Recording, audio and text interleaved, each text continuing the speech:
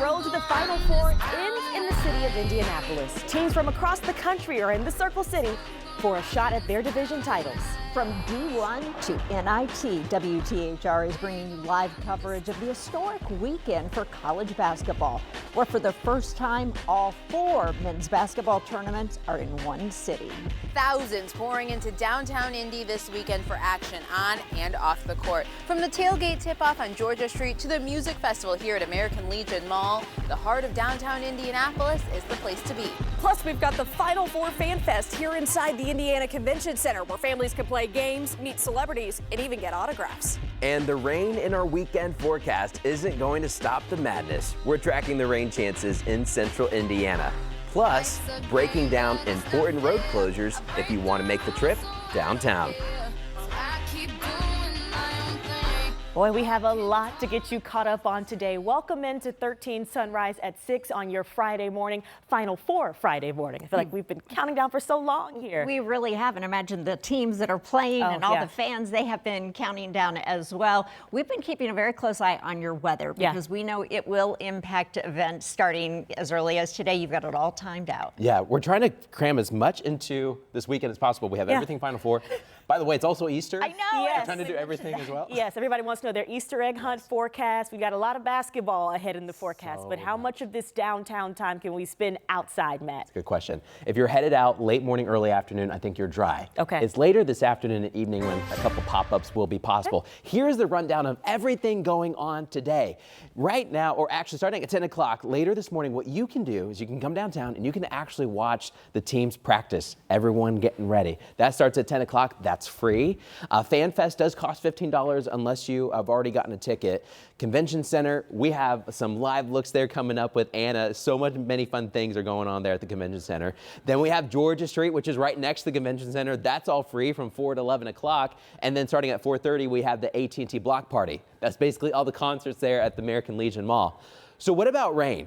Well, I think for many of the practices, of course, they're inside. But if you are coming downtown, a lot of those should be dry. It's by 2 or 3 o'clock, we think.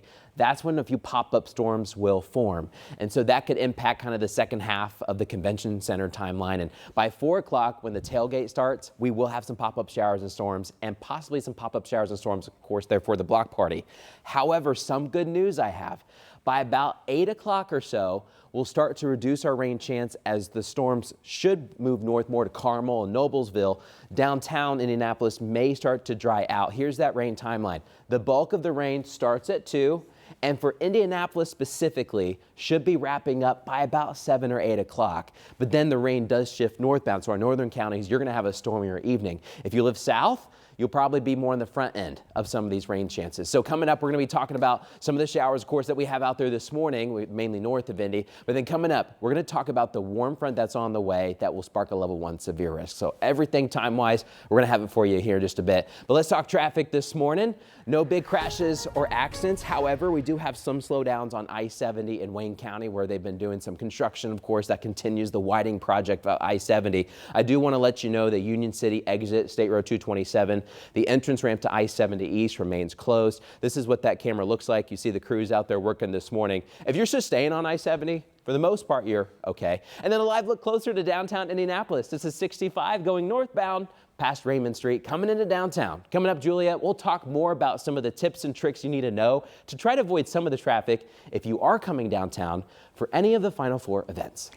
Matt, thank you. We appreciate that. And we know that many have told 13 News you are having issues with our weather app. We want to let you know that your concerns are being heard and we are working to fix it. In the meantime, you can download our 13 News app and get all of the very latest weather updates and your news.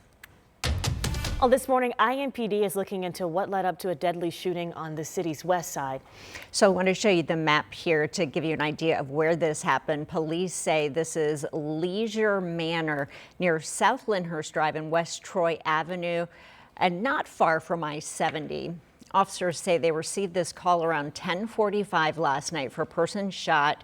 Once on the scene, they did find a man with a gunshot wound who later died at the scene.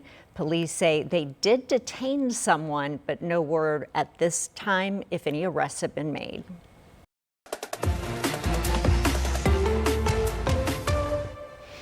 Well, as you know, thousands of people are on their way to Indy or maybe already here for Final Four weekend. With all of those extra people in the city, also comes extra security. It might give you some extra peace of mind. The city spent months coming up with the plans to make sure everyone has a safe and enjoyable weekend too. So you can expect to see more officers out and about walking around, riding bikes, maybe on motorcycles. You might even see some on horses.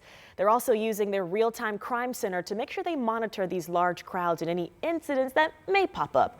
And they're getting help from neighboring agencies too, even state and federal partners to keep an eye. So if you'd like to watch those games, maybe at some of the bars or restaurants, do remember businesses will be watching their capacity count closely.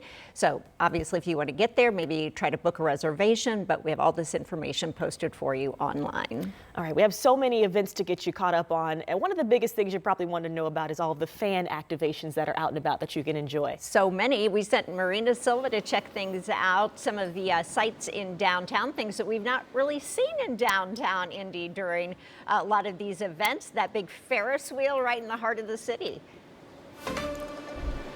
Yes, I did not expect to see a big Ferris wheel until I heard about that Ferris wheel over at American Legion Mall, and that was beautiful. But now we've made our way over to Georgia Street, and this is the site of the tailgate tip-off. So I just want to show you what we're seeing behind me. We've got the stage. We've already got some food trucks. They have this greenery out. I mean, there's just going to be so much. So this is where the watch parties are going to be. It starts today at 4, and it's a free event. And all weekend, you'll find the watch parties for both the men's and the women's Final Four games. Now, it's not just basketball all around the city. Over at American Legion Mall, there's that free concert series that starts at 4 o'clock with the headliner 21 Pilots to begin at 8:45 tonight. Now, if you want to go to that concert, you can actually start lining up about 7 o'clock. And I actually saw some people as we were leaving to come here to Georgia Street. They've got their 21 Pilots shirts on.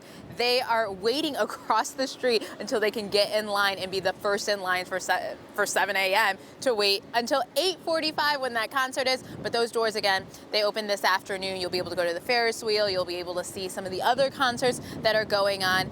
If you want to make sure that you're staying up to date on everything, I do suggest that you download the NCAA Men's Final Four app. We have a link to that on WTHR.com. It's got all the schedules and everything you need to know. So, ladies, this is really going to be such a fun weekend. Thousands of people are headed here, and there's just so much to do, from basketball to even non-basketball things. And it'll tell fans what they can bring, what they need to leave at home, which might be important too with having so many people on foot in your car might be a little far off. Thank you, Marina. And one of the main places you may want to hit up this weekend, even if you do not have tickets to the games, inside the convention center. This might be a good spot when it starts to rain. FanFest will open in just a few hours. The setup there is almost complete, but Anna Chalker has taken us behind the scenes a little bit. The last time you were trying to slam dunk, what do you have for us now, Anna? Ladies, I'm just trying today, and I have unfortunately been restricted now to a foam basketball and a dumpster that we'll show you here in a minute. But we are here. We moved over to the Geico side of FanFest. This is the home court, so imagine this being your backyard, having fun with your friends and family. We're going to backyard basketball this morning, so we're going to try to make it. Again, dumpster, foam basketball, one-handed. I'm over it. I'm done. We're not doing it anymore. Tony with NCAA, he's with us this morning. He's been watching me fail, but that's the fun part about FanFest. You get to kind of just have fun, relax, and really enjoy this moment. I mean, how does it feel that everything's back up and ready to go? Feels good. We got 4 days of FanFest here, plus tons of other fan activities to do, but come out, check it out. It's a great time. And it's been about 5 years since we've been able to have a fan fest because of the COVID bubble when we was here in 2021. I mean, how does it feel now that we're trying to really welcome as many people as we can into this? Over 10 years ago, we had the original fan fest that was here, and then COVID, we did not have one. So yeah, it feels great to be back in full action here in Indy, and a great city to host it in. And if families are watching it this morning, what do they need to know as they're walking in here this morning? Check everything out. I mean, there's so much to do. Come back all 4 days, but you can use code GAMEON26, and that gets you buy one, get one tickets. Hey, we'd like that. And tickets are pretty cheap, I'll tell you. $15 if you don't have the game tickets for the weekend. And if you're a Capital One card member, you can come in an hour early today. That is going to be 11 o'clock. That's that early access. The general admission, you'll get in at noon. But ladies, we have so much to show you. We're going to head over to the merch side, see what you can buy throughout the day. And I have decided that I'm going to just stop playing basketball because it's not working out for us close today, but hopefully we'll get some good luck here coming up. But we'll have another check for you coming up at 6:30. We're live in the convention center. Anna Chalker, 13 News. No, don't stop trying. I think the merch is where she will really shine. I That's agree. where she can. Yes, that might if be you her have your sweet wallet spot there. anyway. All right. We now know who will be playing in the NIT Championship at Hinkle Fieldhouse this Sunday. That's right. After last night's big game, #1 seed Tulsa got the win over #1 New Mexico. Final score, it was 74-69. And then right after that game, it was #1 Auburn with a dominant win over #4 Illinois State. Final score of this one, 88-66. So now it is Tulsa versus Auburn for the title here in Indianapolis. Again, that game will be at Hinkle Fieldhouse, and I believe that's on Sunday. Tip-off is at 8 p.m. Your time right now is 6:09. On to some other top stories that we're following this morning. An Indy family is demanding transparency from IMPD after a deadly shooting downtown. They say investigators don't have the full story about what happened.